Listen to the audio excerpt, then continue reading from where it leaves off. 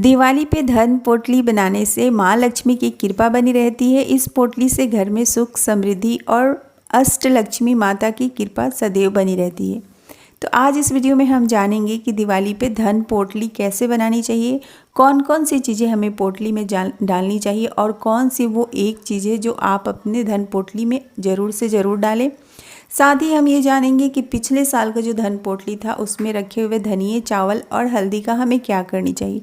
तमाम जानकारी आज इस वीडियो में आप लोगों को देने वाली हूँ, तो वीडियो में लास्ट तक ज़रूर बने रहें।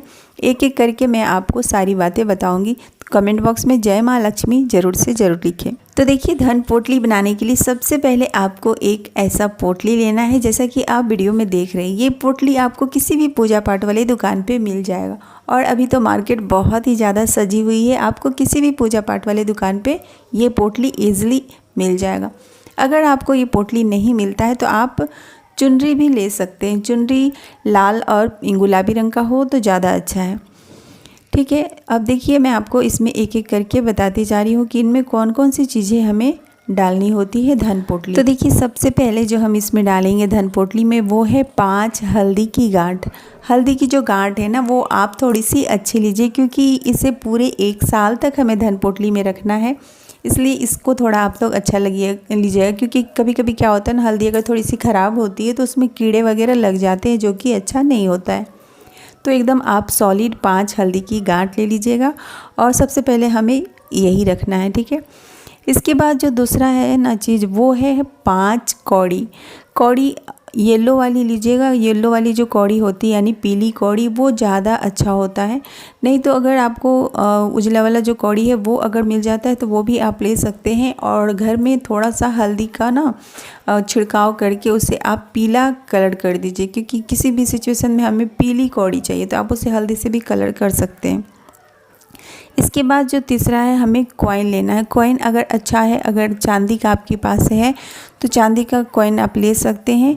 और जो चांदी की कॉइन है उसमें माता लक्ष्मी और गणेश जी की चित्र बनी होनी चाहिए तो ये ज़्यादा अच्छा है। अगर चांदी की कॉइन नहीं है तो आप कोई भी सिंपल सी कॉइन ले सकते हैं। इसके बाद जो इसमें है वो जाएगा कमलगट्टा का बीज। कमलगट्टा का बीज आप अपने धन पोटली में ज़रूर से ज़रूर रखिएगा। कहा जाता है जहाँ भी कमलगट्टा का बीज होता है वहाँ माता लक्ष्मी अट्रैक्ट होती है, माता लक्ष्मी खींची हुई आती हैं। तो ये आपको अपने धन पोटली में ज़रूर से ज़रूर रखना है। कितने रखने हैं? 5 रखने। और हाँ, ये कमलगट्टे के बीज भी आप पिछले साल वाला यूज़ कर सकते हैं। ज़रूरी नहीं है कि इस साल आपको नया लेना है। पिछले साल वाले कमलगट्टे के बीज को ही आप शुद्ध कर लीजिए गंगा जल से। इसके बाद आप इसे धन पोटली में रख सकते हैं। इसके बाद आपको इसमें 1 हरी इलायची और 2 लौंग लेना है। लौंग जिसमें फूल लगा हो, बिना फूल वाली लौंग आपको नहीं लेनी है, इस बात का आपको ध्यान रखना है। अब इसमें आपको थोड़ा सा अक्षत रखना है। अक्षत देखिए, जब भी आप अक्षत इस्तेमाल करते हैं पूजा पाठ के लिए तो एक बात आपको ध्यान रखना है कि एकदम सफ़ेद अक्षत हमें नहीं लेना है। अक्षत को आप थोड़े से लाल रंग के रोली चंदन से या फिर हल्दी से कलर कर लीजिए, ये काफ़ी शुभ होता है। नॉर्मली भी जो आप घर में पूजा पाठ करते हैं उसमें भी सफ़ेद अक्षत नहीं चढ़ाना चाहिए भगवान को, थोड़ा सा आप उसे कलर कर लीजिए।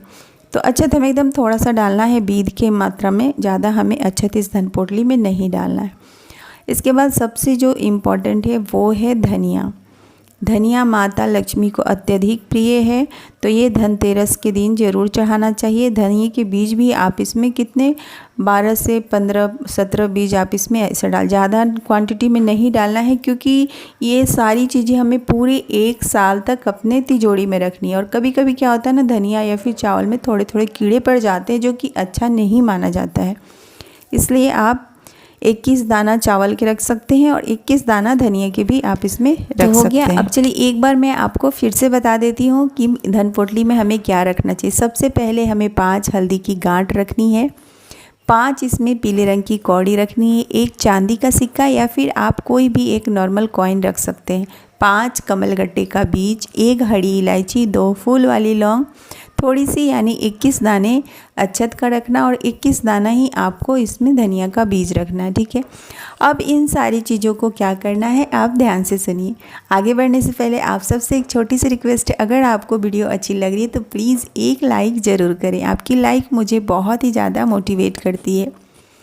अब इन सारी चीज़ों को आपको दिवाली के शाम में, यानी जिस दिन आप 31 को या फिर 1 अक्टूबर जब भी आप दिवाली सेलिब्रेट कर रहे हैं, दिवाली की पूजा कर रहे हैं, उस समय आपको माता लक्ष्मी के समक्ष इन सारी चीज़ों को रखना है। सबसे पहले आपको इस पे गंगाजल के छींटे डाल के इन सारी चीज़ों को पवित्र करना है।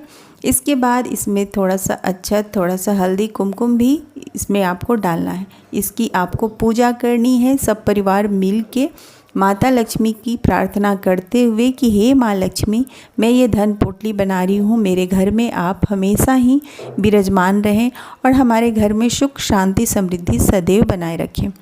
इस तरीके से आपको इस धन पोटली में सारी चीज़ें आपको खोल के रखनी है। अभी आपको पोटली में नहीं रखना, आप किसी थाली में रख करके सारी चीज़ों को इसी तरीके से खोल के रखना है। और धूप अगरबत्ती दिखाने के बाद माता लक्ष्मी का जो मंत्र है वो उच्चारण करने के बाद विधिवत आपको पूजा कर लेनी है। और ये सारी चीज़ें आपको एक प्लेट में माता लक्ष्मी के पास ही पूरी रात रहने देना है, ठीक है।